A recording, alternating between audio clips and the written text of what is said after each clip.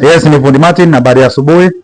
Nimeamka poa na niko na kitu nataka kuongea leo. Na kama wewe ni mwanamke, wewe ni demu, wewe ni mama, wewe ni msichana ambaye bado unatafuta bwana, kuna jambo nilikuwa nataka kuliongea ambalo ni muhimu kuzingatia. Kuna vigezo ni uzingatie wakati unatafuta mtu wako wa kukaa naye katika maisha yako. Sitaki kuongelea mambo ya harusi, na mimi si mshauri wa masuala ya ndoa. Sijui hiyo mambo kabisa. Yaani sina hiyo tajriba kabisa. Hiyo tajriba ya kushauri watu kuhusu mambo ya ndoa sina hiyo elimu. Lakini kuna utafiti ambao nishaufanya, na ni jambo hata wewe ukiliangalia kwa macho ya ndani, macho meupe, usivae miwani, ukiangalia hilo jambo kwa macho meupe utagundua kuna ukweli kuhusiana na hilo jambo. Wewe ni mwanamke ambaye ulidivorce bwanako. Wewe ni msichana ambaye umri umepitiliza, umefika 30, unatafuta mtu wa kusettle down na yeye. Wewe ni msichana unatafuta mtu ambaye ana umri umesonga kiasi, kwa sababu wasichana na wanawake wanaamini kuwa wazee ndio ambao wanalea. Wasichana wenyewe wanasema hivyo, warembo wenyewe wanasema wazee ndio wanalea. Lakini mimi nataka kuambia hivi, uangalie ili jambo ninarudia. Kama wewe ni msichana, ni mama, ni mwanamke uliyeachwa na bwanako, nataka unisikize kwa makini. Na sana kama ni mtu ambaye wewe ni window, wewe ni mjane, bwanako walikufa akakuacha nyuma na pengine na watoto, unisikize pia. Kuna hii sambuli ya wanaume, kuna hii type ya wanaume ambao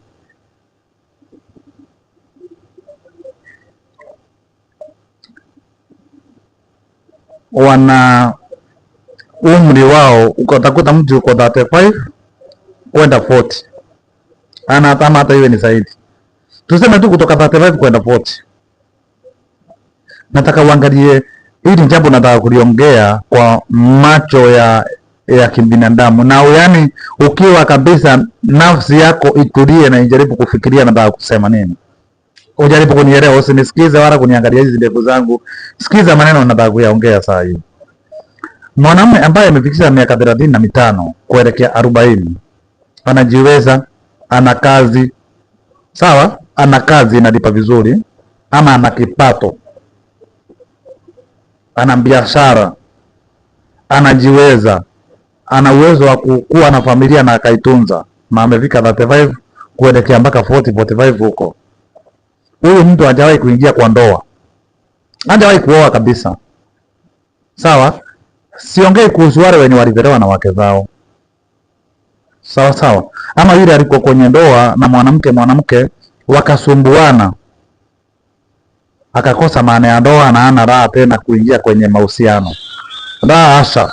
Na ukia kuhusu mtu mwenye ambaye hajaoa tena, yule mwenye hajakuwa na mwanamke, hajaoa mwanamke akamweka ndani, akaanza maisha naye, akaanza kuzaa watoto na kulea.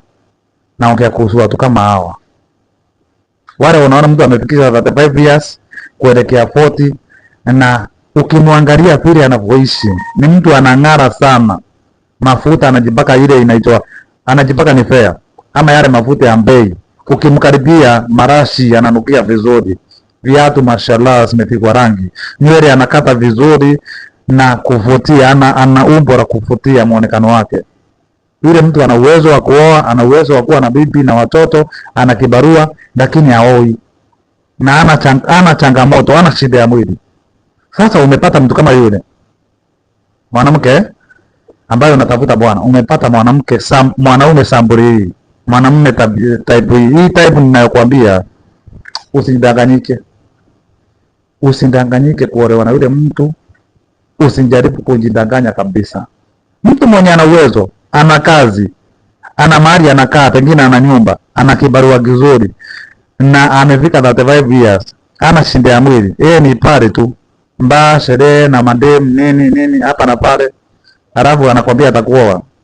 We unajidanganya wewe. Na si mtu ati alipelewa na bibi yake, unajidanganya, kwa sababu wengi percentage kubwa hata si 90% ni wote maombo wote, ni wote kabisa hawapai. Wengi huwa hawapendi majukumu, na utakuta hii tabia hii type ninayoongelea, utakuja kupata huyu ana mtoto mahali fulani, alisalisha msichana wa fulani, alisalisha na yeye mwenyewe ndiye anajua, hata hawajuani, ako na mtoto mahali fulani, ako na mtoto mahali fulani, na kuhudumia ni ngumu. Kuhudumia ni ngumu, ahudumie kabisa yani. Yeye ni sherehe, hataki majukumu, wengi hawataki majukumu. Na ni wale wengi utakuta ana kipochi, sile vipochi vya leather, wallet ya leather, huwa anaika kwenye mfuko wa nyuma, akitembea utaona ana wallet na imefura. Ile wallet ikifunguliwa huwa haikosi 2,000-3,000 kwa mfuko. Pesa ambayo haikosi kwa wallet yake, akosi pesa. Mkipatana naye hata kununua pombe yuko haraka, kununua drink yuko haraka na muongee. Sawa? Ni mtu anapenda kabisa out, kwenda out na madem nini, anapenda yani ni mtu wa kupenda starehe nyingi.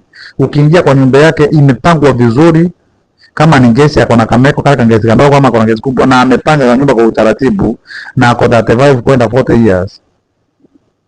Rafiki yangu, huyo si mtu unaweza kukaa na yeye. Mwanamke huyo ni mtu hata akikupatia shilingi 100 anaona ni kama amekupa 10,000. Akikupatia 100 anaona ni kama amekupa 10,000. Wewe utakuwa vipi na miaka 35 kwenda 40 na una kazi na uwezi uoi, hauna shida ya mwili, hauna kupatana na wanawake, kwa vile wanawake huwa wanasumbua. Maana kuna wengine tunakataa mambo ya ndoa kwa sababu wanawake wanatusumbua. Wanawake wanasumbua. Kuna mtu hawezi stress, hawezi pressure. Unajaribu kushinda. Wengi huwa ni watu mimi sana, ni watu ambao wa binafsi. Akipata ni yeye anataka kitu, yani akipata anataka azuie yeye na nafsi yake. Hata utakuta wengi hawasaidia hata wazazi wao. Ni yeye anunue kiatu cha 3,000, anunue trouser ya jeans 2,000, t-shirt anavaa 1,500, kofia anavaa 1,500. Halafu tamara Tanzania pengine amevaa vipuri, wengine wana huo mtindo kuvaa vipuri masikioni. Wengi hawapendi majukumu, na atakutumia kwa muda mdogo sana na akurushe. Atakutumia kama vile amezoea na kutupe, na atafute mwingine atumie atupe. Yaani system zao yani ni hizo. Na huwa ni ngumu kueleweka, maana ni watu wanajificha. Wale wenye wako vizuri, wako intelligent, kama wengi wanajificha sana. Si rahisi kujua kama ana tabia hizo. Atakupata akutumie. Hapana. Hakuweke kando, atafute mwingine. Hawezi kutulia na mtu mmoja, mtu kama huyu, na hataki majukumu. Na ukipata mimba ubahatike upate mimba, na yeye atakwambia utoe. Chunguza yeye, atakwambia mimi siko tayari kulea. Atakwambia mimba uitoe, hataki majukumu. Mwanaume wa aina hii, mwanamke ukimuona, afadhali kabisa, afadhali uolewe na mtu mwenye bado anajisukuma kwenye maisha, lakini ako na lengo la kupata mke na apambane maisha, apate watoto, alee, aendeleze generation ya kwao nyumbani. Lakini ukipata mwanamume mwenye, ninakwambia, ninarudia kwa mara ya mwisho, mwanamume mwenye amefikisha miaka 35, mwanamume mwenye anaelekea kutoka 35 akwenda 40 45, ana bibi, ako na kazi inalipa vizuri, ako na uwezo wa kuanza familia, ako na mshahara mzuri, anakaa mahali pazuri, na yule hataki kukuta, hajaonekana ameoa na ana changamoto za kimwili, ana shida ya mwili, na hajajaribu ndoa ikamshinda. Ukiona mwanamke wa aina, mwanaume wa aina hiyo, wengi huwa ni wale wenye hawataki maneno wako, tunaita watu ambao ni wa binafsi. Akipata anataka atumie yeye na mwili wake, na ni basi, avae vizuri, ang'are, atoke, atembee na wengine kule. Hataki hata majukumu, hataki mambo ya kusikia school fees. Mtoto anataka nguo za nini? Mtoto anataka nini? Bibi anataka nini? Na kuhakikishia, ukipata mtu kama yule akikupatia 500, anaona ni kama amekupa 50,000. Na wengi wako hivyo. Percentage kubwa wengi wako hivyo. Wanataka kukaa yale maisha ya starehe, amelala ni yeye mpaka asubuhi, ameamka asumbuane na masufuria yako peke yake, anajua kuna mtu akumwambia, "Dadi kuna dakika na mkate hapa. Dadi tunataka nini?" Hataki hayo majukumu. Mwanamume wa aina hii huwa ni mtu binafsi, na ukipata na mwanamume kama huyu, atakuacha kwa matana utalia. Na hataona kama ni jambo kubwa, kwa sababu amezoea. Wengine wameshadisa wasichana wenyewe na wakaacha. na wako wanapata mishahara mizuri na wakumbuki kama kuna mahali wanafaa kuhudumia. Kwa hivyo wewe mwanamke, kuwa makini unapochagua mtu wa kuoa.